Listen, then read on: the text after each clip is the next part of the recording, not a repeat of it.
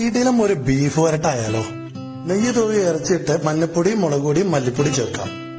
പച്ചമസാല, വലിയ ജീരകം, ഉലുവ, ഗരം മസാലപ്പൊടി, അതിന്റെ മുകളിൽ തക്കാളി, സവോള, ഉപ്പിട്ട് ഏറ്റവും മുകളിൽ കുറച്ച് നെയ്യൂടെ ഇട്ട് അടച്ചു വെക്കാം.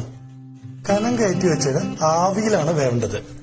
ചെറുള്ളി, വെളുത്തുള്ളി, പച്ചമുളക്, ഇഞ്ചി, കുരുമുളക്, വലിയ ജീരകമായിരുന്നു പച്ചമസാല ഉണ്ടായിരുന്നത്. തുറന്നു നോക്കി വെള്ളം വറ്റുമ്പോഴാണ് മസാല ഇറച്ചി നന്നായി മിക്സ് ചെയ്ത് യോജിപ്പിക്കേണ്ടത്. കുറച്ച് വെള്ളം ചേർത്ത് അടച്ചു വെച്ച് ചെറിയ തീയിൽ വേവിക്കണം. അപ്പൊ മസാല നന്നായിട്ട് ഇറച്ചിയിലോട്ട് അങ്ങ് പിടിച്ചിട്ടുണ്ടാവും. ഇതെന്റെ ഗ്രാൻഡ് മദറിന്റെ റെസിപ്പിയാണ്. ചെറിയുള്ളിയും കറിവേപ്പിലയും താളിച്ച് ഇറച്ചിനെ നന്നായിട്ട് മിക്സ് ചെയ്യുക.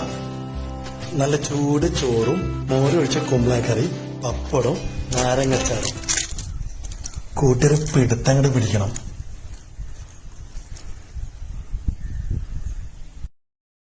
Share chat.